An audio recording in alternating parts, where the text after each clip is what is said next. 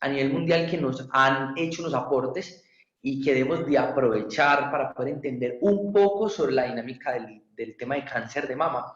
En la presentación de la doctora Lilia había unas preguntas muy interesantes, y quizás este tema complemente esa charla.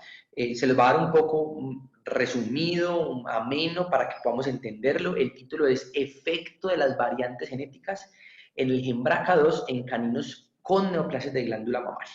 Entonces vamos a iniciar. Al iniciar quiero mostrarles unas imágenes del trabajo de nosotros frente al cáncer. Actualmente en Medellín, la Corporación Universitaria Remington hace un trabajo con el cáncer de mama y se posiciona como pionera en esta investigación. Entonces tenemos muchísimos pacientes con este tipo de afecciones que realmente comprometen la vida, como decía la doctora Lilia en la pregunta de la neoplasia mamaria con metástasis grave, y puede viajar a muchos órganos, principalmente pulmón, pero también a hígado, a hueso, generar unos efectos neurológicos por un síndrome paraneoplásico que bien imposibilita la vida del paciente. Entonces no quiero que estas imágenes sean amarillistas, no quiero que lo tomemos ahí, quiero que lo tomemos como personas científicas, personas que nos hemos dedicado al estudio del bienestar animal, entender que sufren de ciertas patologías que generan una molestia, generan un dolor que se complica, porque no es normal que un paciente canino hembra principalmente tenga estas alteraciones, porque pensemos, por ejemplo, de esta canina pincher de 8 años, cómo quedan sus tejidos ante una mastectomía radical, ¿cierto? O cómo hay tipos de neoplasia, como lo estamos viendo en esta que les señalo, que el diagnóstico es un carcinoma de tipo inflamatorio, en donde las recidivas son enormes, en donde tenemos estas complicaciones en 20, en 30 días, y realmente el paciente muere de esto, de hecho. Entonces, comprender todo lo que transcurre alrededor de esta patología, entendiendo que tiene dos tipos de origen, nos permite a nosotros como médicos veterinarios, como futuros médicos veterinarios, como colegas, poder comprender la dinámica de la enfermedad, poder hacer diagnósticos tempranos, poder orientar a nuestros propietarios sobre esto. Entonces les voy a compartir unas bases científicas frente al cáncer de mama, en especial cuando hay una variante genética en el gen de riesgo al cáncer de mama. Listo. Inicio con la frase de Yoshikawa y colaboración en 2005 que dice: la inactivación del gen BRCA2 y la pérdida de la heterocigosidad está implicada en la carcinogénesis mamaria. Listo. Entonces, para poder abordar nuestro tema, que es la genética en el cáncer de mama, una nueva mirada, ahorita vamos a contemplar varios factores, quiero que concentremos nuestra atención en lo que es una característica importante de los caninos, es la raza. La raza, según diferentes autores, es denominada un agregado racial, un agregado genético, un apartado genético, en donde el humano, a través de todo el proceso evolutivo, más o menos hace 2 o 3 siglos, intenta crear la raza, creando un cuello de botella evolutivo. ¿Cómo así? Sí, hay unas características fenotípicas y genotípicas deseadas por el hombre y que quería mantener en el tiempo. Entonces, para ello tiene lo que es la endogamia. Hay una disminución en la variabilidad genética para que generación tras generación haya siempre las mismas características fenotípicas. Las características de esos padrones o de esos reproductores iban a estar sobre representadas en las poblaciones nacientes. Pero ojo,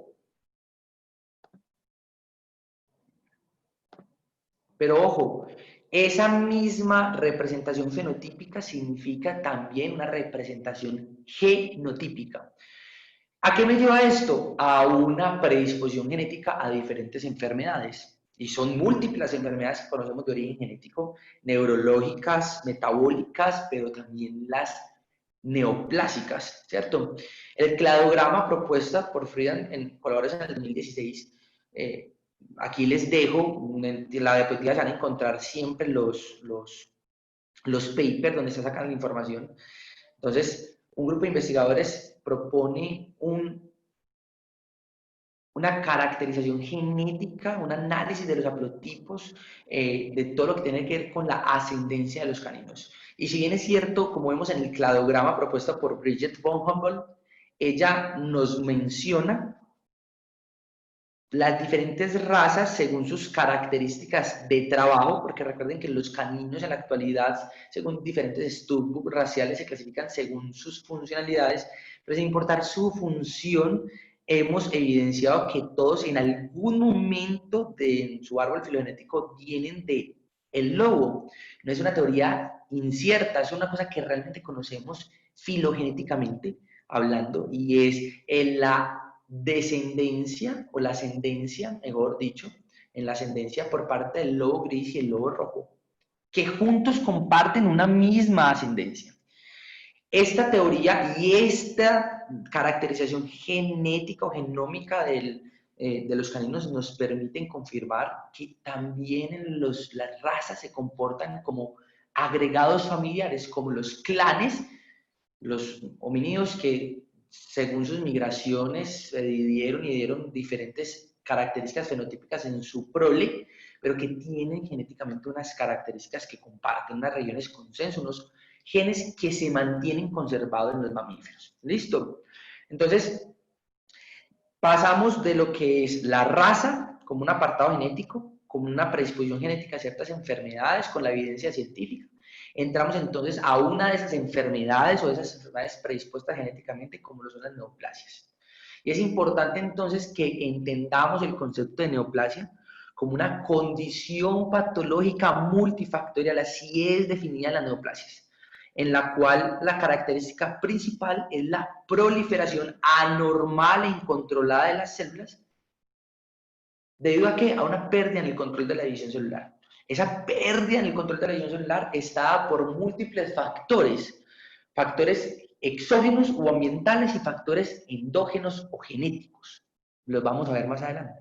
Y entonces, conociendo lo que es esta definición, es importante que el médico siempre exprese el concepto adecuado. Y respecto a la terminología, en la literatura reportan dos conceptos, el concepto de tumor y el concepto de neoplasia. Recordando que el tumor es una tumefacción, un aumento del tamaño. Un edema puede ser un tumor. No quiere decir que eso sea una neoplasia. Una neoplasia es realmente una nueva proliferación celular, que según su comportamiento va a recibir una clasificación entre benigna y maligna. Esa clasificación va a estar determinada por ciertas características. Ojo, porque cuando el médico veterinario manda un estudio, un análisis histopatológico, una muestra de un tejido neoplásico, sea el que sea, en la descripción te dice ciertas cosas que el médico tiene que interpretar. Por ejemplo, las neoplasias malignas son malignas porque tienen características como la necrosis. La necrosis es un medio de muerte celular indispensable para poder que todos los productos de desecho sean liberados al medio, y entre esos productos de desecho están unos que participan en la angiogénesis, por ejemplo.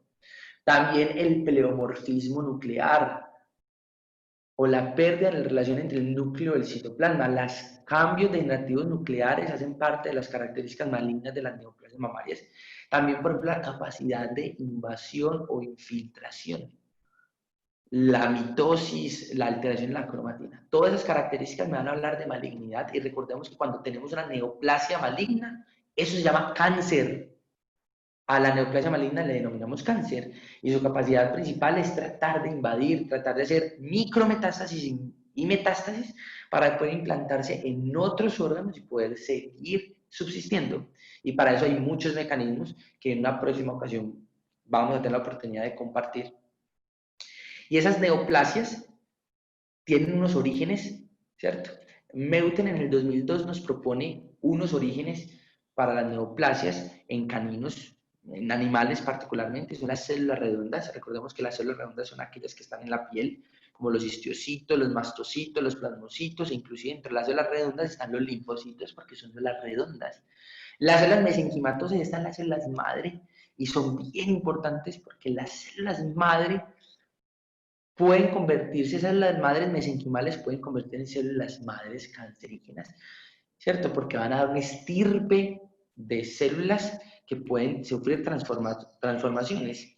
¿cierto? Ahí tenemos los osteoblastos, los condroblastos, los fibroblastos, y por último las células epiteliales, y las señalo porque es nuestro tema principalmente. Ahí está, las células epiteliales son las que recubren las superficies como las serosas, los tractos y las glándulas. Y ahí está la glándula mamaria, como una glándula, un órgano apocrino sudoríparo modificado que hace un ultrafiltrado de la sangre para poder generar leche y poder nutrir a los neonatos mamíferos. Considerando entonces los múltiples orígenes celulares que tienen las neoplasias, es importante que abordemos desde los reportes epidemiológicos las frecuencias de los órganos afectados por los procesos patológicos. E encontramos que en la literatura de muchos autores, como lo vemos en la diapositiva, nos reportan la piel y la glándula mamaria como los órganos más frecuentemente afectados por este tipo de neoplasias. Y eso tiene una explicación. Obvio, la piel es el órgano más extenso que hay en el organismo, está lleno de células y esas células son susceptibles a procesos neoplásicos por múltiples factores. Si no, pensemos en la radiación ultravioleta, que cuando hay radiación ultravioleta se generan unos tipos de daños en el DNA, a la doble cadena del DNA, llama daños tipo Pulki, los cuales van a generar obviamente una inestabilidad genética que va a ser traducida a unos no o una disfuncionalidad en todo lo que son los supresores tumorales y van a aparecer neoplasias como el melanoma, que sean los humanos, sean los caninos también. Entonces, pero entonces entre la piel y la glándula mamaria, autores como Adams y Salas y sus equipos de trabajo en el 2010 y 2015 nos proponen que las neoplasias mamarias, ojo, son las más frecuentes en caninos hembra. Y esas neoplasias mamarias tienen unas características importantes. Entramos en nuestro tema de interés.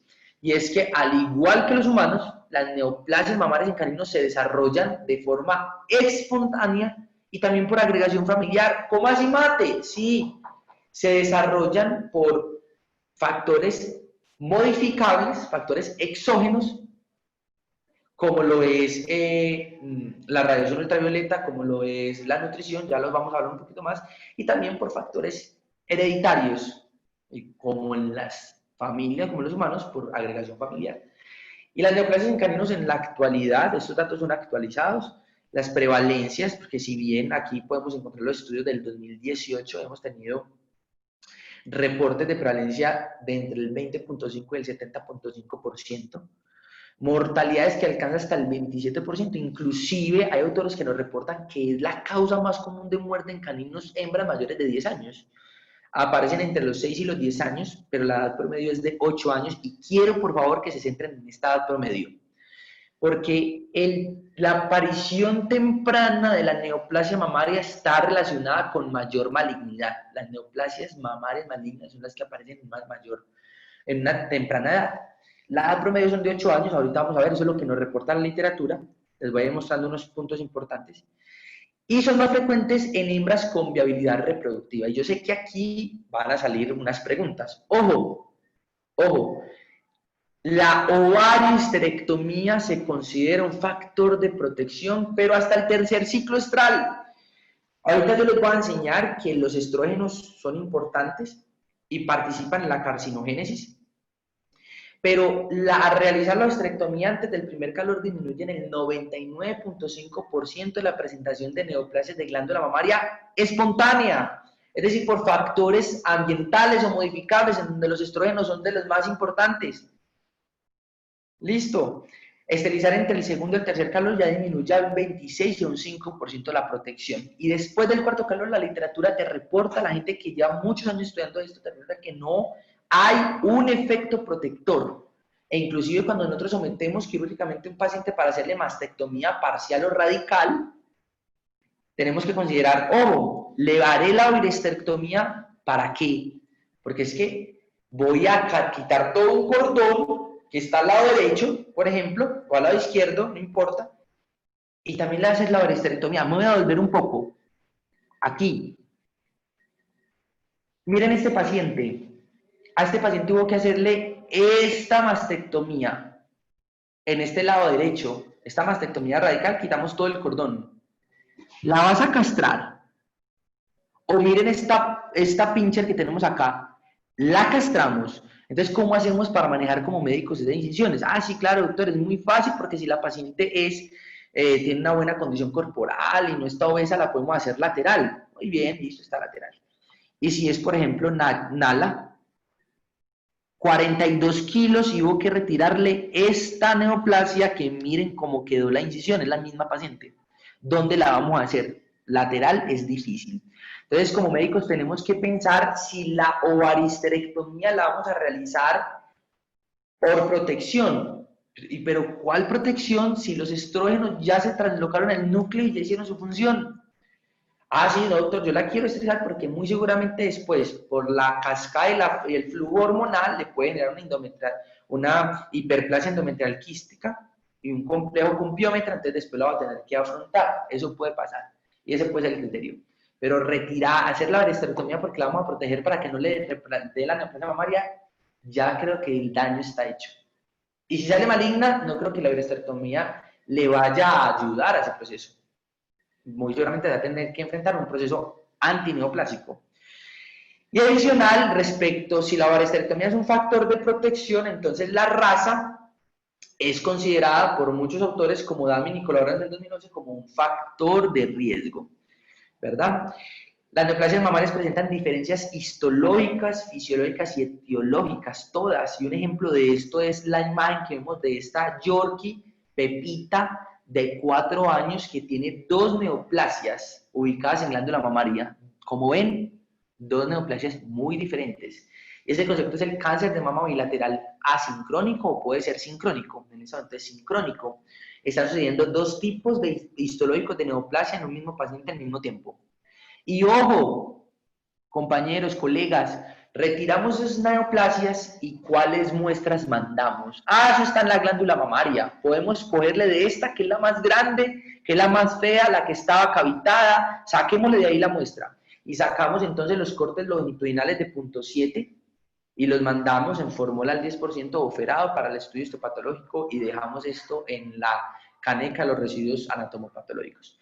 Y resulta que esta neoplasia era un carcinoma mamario mixto, la más común, y esta era un carcinoma mamario rico en lípidos, con un grado 3. Y entonces, ¿qué protocolo le vamos a hacer? Y resulta que le dimos receptores para poder clasificar y poder saber si necesita proceso antineoplásico orientado con hormonas, tamoxifenos, hay niveles de estrógenos, receptores de estrógenos, y no le hicimos a esta. Y resulta que ahorita vamos a ver que esta era luminal A y esta era triple negativo. Y nos vamos a la literatura, neoplasias triple negativos en caninos, mal pronóstico, pero no la diagnosticamos porque nos olvidamos de este concepto. Y esa diferencia entre las neoplasias mamarias en los caninos puede verse a los componentes o los múltiples componentes celulares. Las neoplasias, las mamas tienen 2 grupos celulares, células epiteliales y tienen células epiteliales y mioepiteliales y unas células mesenquimales que dan el sostén. Y ambos tipos celulares pueden sufrir procesos neoplásicos. Las células mesenquimales de sostén, recuerden que son células tejido conectivo principalmente, son células mesenquimales madre que pueden diferenciarse. Listo, y aparte de eso, recuerden que hay unas neoplasias epiteliales que sufren un proceso de transformación, listo, a células, a epitelios malignos, y ahí están junto con las células mesenquimales. Las neoplasias mamarias con clasificación maligna son las más comunes respecto a las neoplasias benignas, pueden alcanzar hasta el 95%. Y la clasificación va a depender de 2 cosas, de los receptores hormonales y de los tipos histológicos. Esto lo digo Ortega García en el 2013. Ojo, vamos a ver la importancia de la clasificación. ¿Por qué? Voy a hablar primero de la clasificación histopatológica. Obviamente es muy importante porque nos va a permitir, obviamente, conocer el tejido, conocer los tipos de características del epitelio, si es maligno, si es benigno, ver infiltración, ver necrosis, ver daños perivasculares, listo, inclusive dar el grado, que recuerden que el grado histológico es la clasificación del nivel de malignidad en el cáncer, ¿cierto? Y Goldschmidt en el 2010 hace unas modificaciones a la clasificación de la Organización Mundial de la Salud propuesta por allá en 1979 y obviamente nos contempla las neoplasias epiteliales malignas, unos tipos especiales, nos dan las mesenquimales malignas, nos dan las mixtas y nos da la benigna. Pero la clasificación por receptores hormonales nos permite o permite al médico veterinario, es una cosa que tenemos que ir implementando, No sé cuál, ustedes en toda la experiencia que han tenido, tanto los colegas como los estudiantes que se inmersan en las clínicas veterinarias, cada cuánto mandamos a hacer medición por inmunohistoquímica a los receptores. Y es importante porque si tú tienes una neoplasia, está orientada en la expresión principalmente de los receptores de estrógenos y de progesterona. Y ojo, que si tú tienes un paciente con receptor de estrógeno y progesterona, o sea, que es tipo luminal, así se llama, tú lo puedes clasificar en luminal A, luminal B, según la presencia de un tercer marcador, que es el factor de crecimiento epidermal tipo 2. Si lo tienes presente junto con receptor de estrógeno y progesterona, es luminal B. Y si no tienes luminal A, pero la importancia, médicos, colegas de esto, es que eso te va a dar la pauta si tu tratamiento antineoplásico tiene que ir acompañado de fármacos que inhiban, por ejemplo, que los estrógenos se peguen a sus receptores tanto nucleares como membranales en el citosol. Claro, entonces ahí está el tamoxifeno, que hace un antagonismo competitivo, el raloxifeno o el trastuzumab cuando estamos en el receptor de progesterona. O si por el contrario tienes una neoplasia tipo no luminal, porque no te expresa receptor de estrógeno y progesterona. Y tú dices ahí, oh por Dios, ¿qué vamos a hacer con este paciente? Porque si no es luminal, entonces cuando tú tienes expresión de HER2, ojo, estamos en que no hay expresión de receptor hormonal, pero tenemos expresión de HER2, entonces tenemos una clasificación HER2. Pero cuando no es negativa también para HER2, tenemos un tipo de neoplasia mamaria maligna que se llama basal. Y las neoplasias basales son de las más agresivas que hay. No responden al uso de fármacos como el tamoxifeno, el raloxifeno, entonces hay que tratar con todos los protocolos que mencionamos ahorita, que la profesora Lía lo decía, el protocolo de CHOP, Wisconsin, lo que ustedes quieran. De hecho, la vincristina ya se ha demostrado que tiene las resistencias más grandes porque a todos le metemos vincristina. Tenemos un paciente con TBT, con tumor venerotransmina, vincristina por todo y hasta la manejamos mal. Entonces ya tiene un montón de resistencias. Y la clasificación por receptores, colegas, nos permite hablar del tratamiento, pero también del pronóstico del paciente. Un paciente con clasificación inmunohistoquímica basal, like, es un paciente con un muy mal pronóstico. ¿Listo?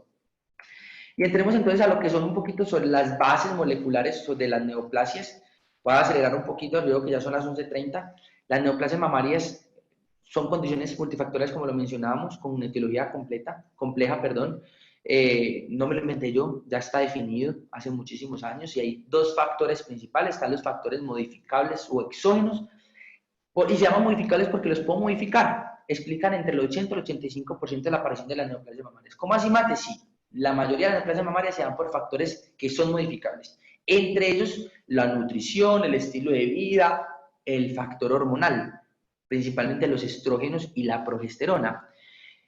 Inclusive, durante muchos años hemos estudiado el efecto de los estrógenos en el desarrollo de neoplasias mamarias. Claro que en muchos tipos de neoplasia, como las pulmonares, que están muy estudiadas por estos últimos días, pero las mamarias es donde más los conocemos y tenemos un efecto no genómico y genómico. Y me quiero centrar en el efecto genómico. No voy a entrar muy en profundidad ahí. Los estrógenos tienen una capacidad, y es que son lipofílicos.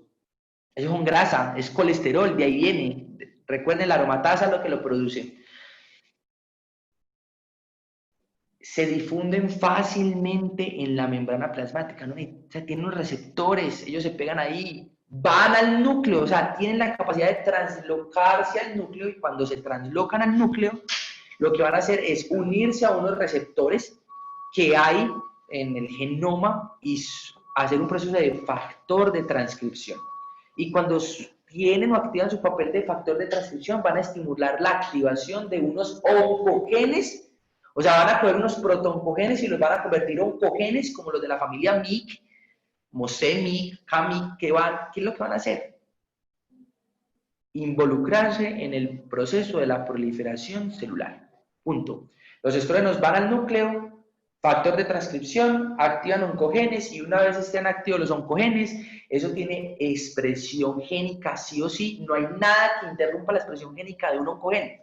Los más conocidos de la familia MIC, pero los estrógenos activan 361 genes. y los hemiques son los más involucrados en el proceso de proliferación.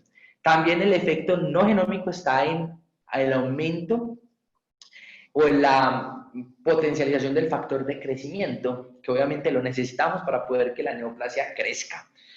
Eso es el efecto de los estrógenos en el desarrollo de neoplasias mamarias. Por eso es que les mencionaba la esterectomía como un factor de protección, porque entre el 80 al 85% le explica este mecanismo molecular, y obviamente entre más pasen en ciclos estrales, entre más oleadas y picos de estrógeno tengamos cuando el paciente está en su ciclo estral y están los estrógenos por las nubes mayores a 64 picogramos por decilitro, esos estrógenos van a ir al núcleo y van a hacer su efecto. ¿Listo? Y el otro factor, el conocido como el no modificable, entre el 10 y el 15%, ahí tenemos el componente genético. Y vamos entrando a nuestro tema. Es como una parte introductoria. El factor endógeno de los genes, diferentes genes se han relacionado con las neoplasias mamarias. Los que ustedes quieran, ATM, TP53, CHEK2, todos involucrados en el proceso de reparación, de mantenimiento de la estabilidad genómica, reparación del daño a la doble cadena del DNA, proliferación y control celular. Pero solamente, oigan bien, solamente eso está actualizado. Solamente BRCA1 y BRCA2, y les señalo BRCA2 porque es el de nuestro interés, porque es el más estudiado en caninos, presentan evidencia estadísticamente significativa en su asociación con el desarrollo o la aparición de neoplasias mamarias en caninos. BRCA1 o BRCA2, o sea, los genes de riesgo al desarrollo de cáncer tipo 1 tipo 2, son dos supresores tumorales que para el cumplimiento de sus funciones ellos deben formar complejos proteicos. Ojo, las funciones de BRCA1, de BRCA2 son muchas. Control y proliferación celular, mantenimiento de la estabilidad genómica. Él reconoce y repara el daño a la doble cadena del DNA por recombinación homóloga. Recuerden que tenemos diferentes tipos de reparación según los daños. Está el NER, está el BER, o sea, por incisión de bases nitrogenadas, está la reparación no homóloga, en donde se pierde material genético. Y está la recombinación homóloga, que es la que nos interesa a nosotros con las cromátides hermanas, en donde lo que hacemos es no perder el material genético. O sea, que BRCA2 está involucrado en el mantenimiento de la estabilidad genómica. Pero para eso, BRCA2 fundamentalmente debe formar unos complejos proteicos. La gráfica de Rivet y colaboradores en 2009 nos muestra a BRCA2 unido con complejos proteicos como RAD51, como BRP1, BRAD1, que en conjunto con BRCA1 van de la mano, están o generan o posibilitan el cumplimiento de su función biológica. O sea que si nos vamos y recordamos entonces esto, ojo, la importancia de la formación del complejo proteico de BRCA2, entonces, para esa formación de esos complejos proteicos, BRCA2 tiene unas características estructurales importantes. BRCA2 está ubicado en el cromosoma 25 de los caninos, tiene 27 exones, pero de ellos el exón 11, como lo vemos en la gráfica de Willy y colores en el 2010, es el más grande, ojo, es el más conservado en los mamíferos, y cuando hablamos de una región codificante grande y conservada en mamíferos es porque su función es importante. Y la función del exón 11 es importante porque tiene 8 dominios de unión, se llaman BRC1 al 8, en la cual se va a dar la unión con esas proteínas de reparación. ¿Cómo así? Sí. Aquí se va a pegar RAD51, por ejemplo, y va a permitir que BRCA2 cumpla su función. Recuerden, para que BRCA2 vaya y reconozca y repare el daño por recombinación homóloga en la doble cadena del DNA, debe unirse con RAD51, por ejemplo, es la molécula más estudiada, es el complejo proteico más estudiado en el cáncer de mama. BRCA2 y RAD51. También tiene el exón 27, que el exón 27 tiene unas señales de localización nuclear. ¿Cómo así? Sí. El exón 27, en el exón 11 se une RAD51 y vamos a reparar el daño. Y en el exón 27 está la señal porque BRCA2 debe viajar al núcleo. Pues ¿dónde está el DNA? En el núcleo. ¿Dónde hay que repararlo? En el núcleo. Entonces BRCA2 no es una proteína citosólica, es una proteína nuclear, y para ello entonces tiene el exón 27. Maus en el 2018 nos dice, ojo, las variantes genéticas localizadas en las regiones fuertemente conservadas están relacionadas o asociadas con la aparición de la neoplasia con la aparición de la neoplasia.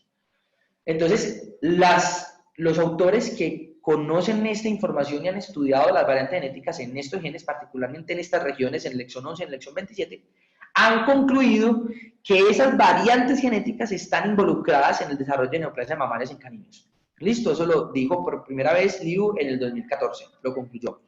Entonces nos metemos aún más en el concepto de las variantes genéticas y les presento las variantes genéticas más detectadas en la literatura, en BRCA2, también les anexo unas en BRCA1, esto está en los GenBank, ¿cierto? Detectada por diferentes grupos investigativos que tienen características importantes. Altas frecuencias, están en las regiones codificantes importantes, por aquí está el exón 11, por aquí está el exón 27, mire que el exón 11 es de los más estudiados, porque es muy conservado, y ojo, generan un daño deletéreo a la proteína, vamos a hablar un poquito de eso, para que podamos entender, recuerden el código de los aminoácidos, esto es por ejemplo una región, esto es un fragmento de la secuencia genética del exón 11, en donde tenemos dos variantes, la 801 y la 830, en donde vemos que el cambio es una adenina por una citosina y cambia, por ejemplo, una lisina por una glutamina. ¿Listo? O una isoleucina con una valina. Eso es una variante genética. Un cambio en un nucleótido simple, o sea, el cambio en una base nitrogenada me puede modificar el codón. Y ya no ser AAA para codificar una lisina, por ejemplo, sino ser una CAA, porque cambia una A por una C, esta, y ya ser una glutamina. Y eso puede representar que el dominio terminal cambie, y si cambia, cambia la configuración química de la proteína y ya no se da la unión entre BRCA2 y RAD51. Eso hace una variante genética. Listo, un SNP, un polimorfismo nuclear simple, nucleótido simple, perdón. ¿Qué haría una variante genética? Hay tres tipos de cambios. Genera un cambio sin sentido, que es cuando se da un stop, me devuelvo, por ejemplo. Digamos, así de sencillo, normalmente uno tiene un aminoácido cualquiera, digamos una treonina, y el cambio en el SNP va a generar un cambio sin sentido y es que se va a generar un codón de parada. Recuerden que los codones paradas son UAA, UAG o UGA, que es el más común. Entonces, un cambio en una base nitrogenada me puede generar un stop, o sea que la proteína se para. Y recuerden que la proteína tiene que alcanzar una estructura terciaria o cuaternaria para ser funcional. Y si hay un stop, cuando la proteína apenas está arrancando, pues entonces eso va a ser un cambio sin sentido. Y quiere decir que hay un daño deletéreo grave a la proteína. Esa proteína no se va a alcanzar a ser funcional, no va a cumplir su función. Listo, vamos a verlo más adelante. El cambio del missense, reportado en la literatura, es cuando se cambia un aminoácido por otro. Listo, una isoleucina por una valina. Y la mutación silenciosa es, recuerden que hay diferentes formas de yo codificar una treonina. Y yo la puedo hacer por un ACG o con un terminal A o una C o un uracilo. Y recuerden entonces que puede que el cambio del aminoácido no me genere un cambio en el cambio de la base nitronal, no me genere un cambio en el aminoácido y no pasa nada. Listo.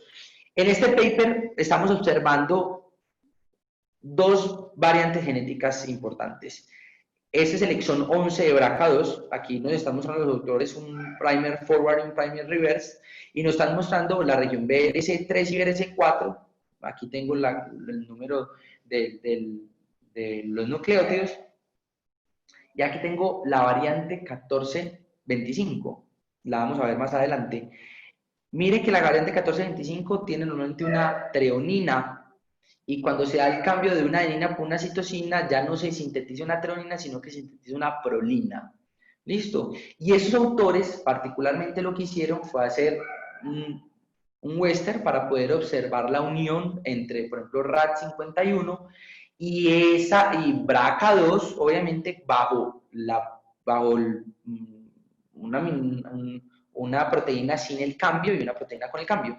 Si ustedes ven, si ustedes lo analizan, la unión de RAD51, cuando vemos la variante 1425, mire, homocigota para la variante genética. O sea, cuando tanto los dos cromosomas están con variante, porque mire que sintetizó prolina, o sea, recuerden que nosotros tenemos dos cromosomas y uno puede ser, la variante puede ser heterocigota, es decir, puede tener un cromosoma, un alelo treonina, un cromosoma con treonina y uno con prolina bien y funcional.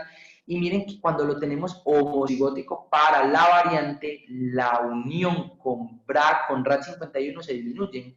Inclusive lo transfectaron, en el paper lo que hicieron fue transfectarlo con un marcador de expresión génica, una luciferasa, y obviamente una disminución en la producción de esa luciferasa. ¿Por qué? Porque no hubo la unión entre RAD51, ¿cierto? Y BRCA2, aquí está el DVD del dominio de unión, entonces lo podemos observar en la gráfica, está disminuido. Y cuantitativamente también está disminuido, y esto asterisco significa que es estadísticamente significativo. O sea que empezamos a ver cómo las variantes genéticas empiezan a generar una alteración. Y este gráfico de este Western nos permite ver eso. Cómo la variante 1425, cuando tengo ambos alelos mutados, ¿cierto? O sea que en este paciente fue, en este caso particularmente fue, los dos tenían la base nitrogenada citosina, obviamente la cadena forward, la cadena reverse, por eso entonces es homocigote, entonces vemos la alteración. Listo. En el exón 27, las variantes genéticas se han reportado cantidades y es importante saber que ese exón 27, que está en el C terminal, podemos ver la gráfica de Yoshikawa en el 2005, donde nos mencionan que ese C terminal, que corresponde al exón 27, tiene unas quinasas dependientes de ciclinas que son importantes para la fosforilación, para la unión con RAD51 y para la translocación nuclear. Eso lo sabemos en el 2017 y en el 2005 nos presentan el gráfico, el 2005-2017, y vemos entonces, esto es BRCA2, tenemos las regiones repetitivas BRS que les mencionaba en el exón 11 y tenemos por acá el C terminal que corresponde al exón 27, que es el último, aquí no lo amplifican y les muestro que miren que tienen unas señales de localización nuclear, 3 señales particularmente. Y en esas señales de localización nuclear, como lo vemos en las gráficas, mire que tenemos unas variantes genéticas reportadas. Estos son los códigos de las variantes genéticas. En la posición 10.180 se cambia una citosina por una timina, ¿cierto?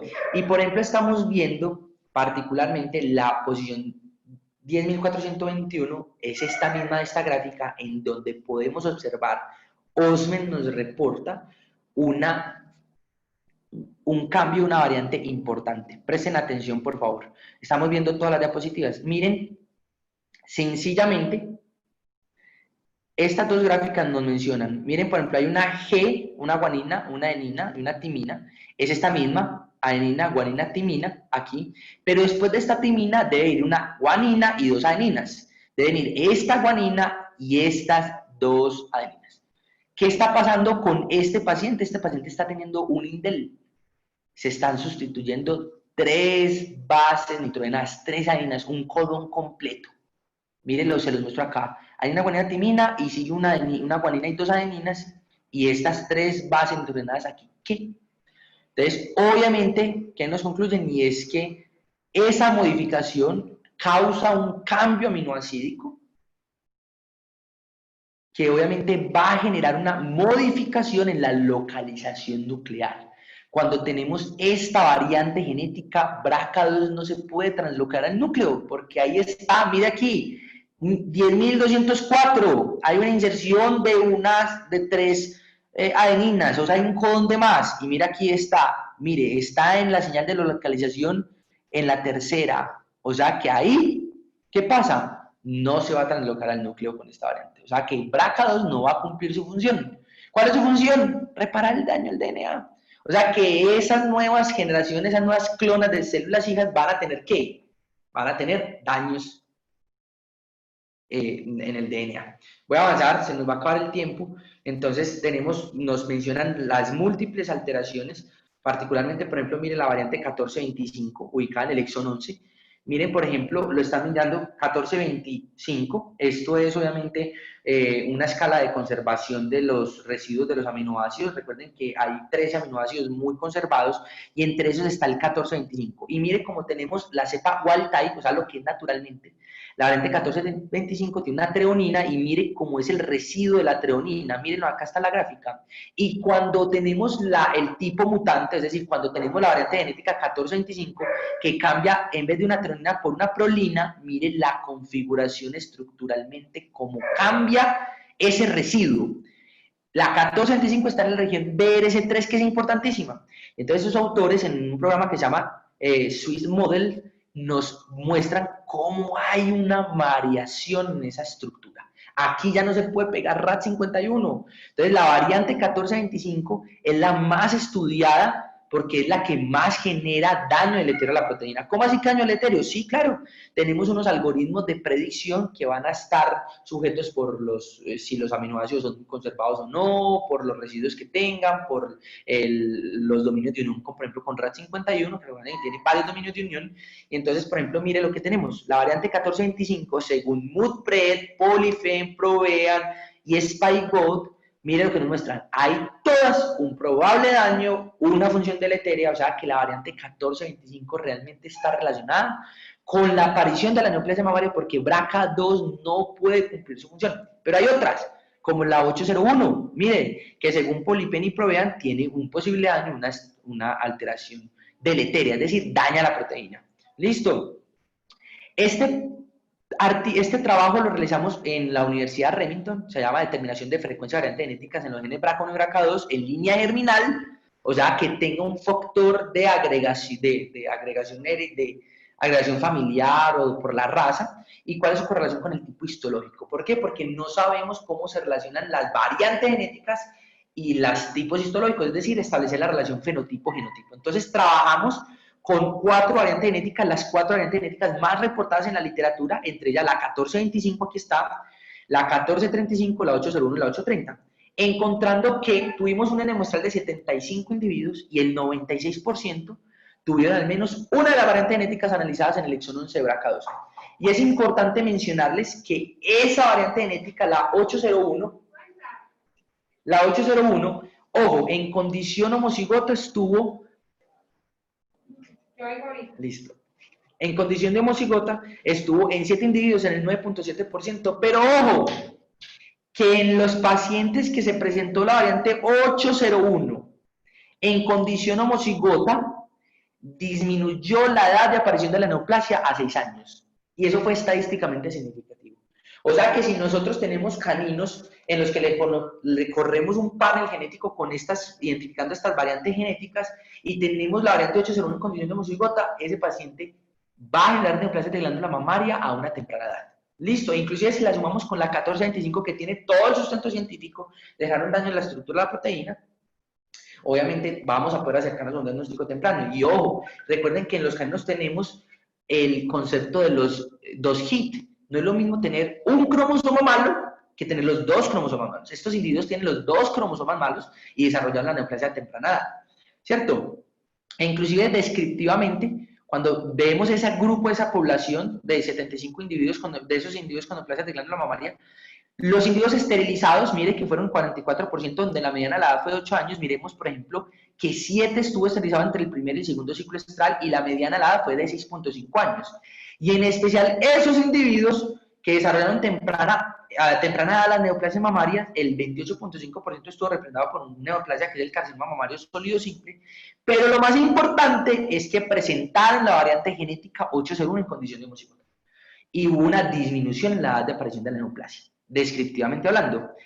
Generamos unos haplotipos en el programa Haplostat, y aquí se los presento, según obviamente la presencia de las variantes. Y la variante 801, que nunca había tenido ninguna evidencia estadísticamente significativa,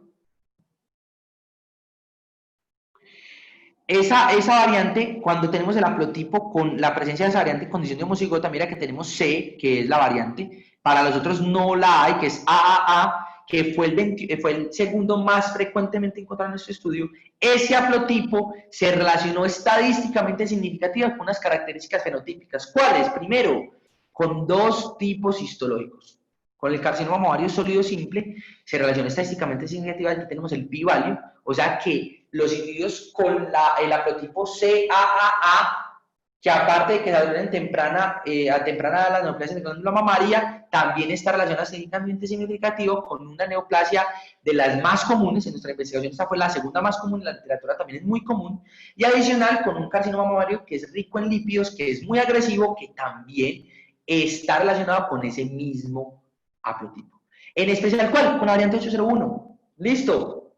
O sea que en la literatura tenemos la variante 1425, la variante 801, que tienen realmente evidencia en el daño al DNA. Pero ojo, los estudios de esos daños, los estudios de la evaluación del daño son muy limitados. Tenemos uno solito de esa valoración de los efectos de mutaciones miscencias, o sea, que generan cambios en caninos con defectos en BRC, principalmente en el 3, en BRCA2, listo, y lo comparan obviamente con los daños de BRC3 en humanos, porque la homología de la proteína es del 95% en la secuencia de los aminoácidos.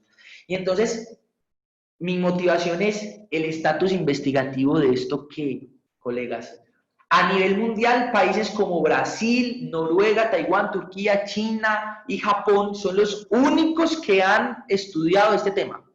En América Latina, aparte de Brasil, ni en Colombia, ni en Ecuador, ni en México hemos realizado, por lo menos no están reportados. Nosotros empezamos en el 2018, ya lo terminamos, lo vamos a publicar, pero no hay nada. Y Brasil empezó apenas, por aquí le tengo el paper, con Maues y sus colaboradores en el 2018, con este paper. Entonces, necesitamos, conociendo entonces toda esta información y teniendo en cuenta las consecuencias que tiene, miren cómo quedan los tejidos. Esto le sacamos a esta perra.